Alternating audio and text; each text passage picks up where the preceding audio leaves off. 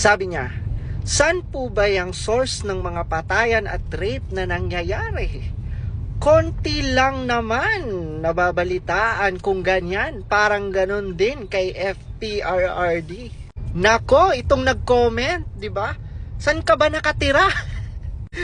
Hindi mo ba nababalitaan ang mga karahasan, pagnanakaw, mga patayan at mga rape na nangyayari sa buong Pilipinas?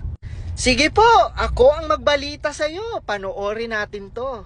Tubig na tagpuan, sa itaas ng tangke ng tubig na tagpuan ang isang grade 10 student na biktima umano ng gang rape noong madaling araw ng May 26 sa Barangay Hagumit, City of Naga sa lalawigan ng Cebu.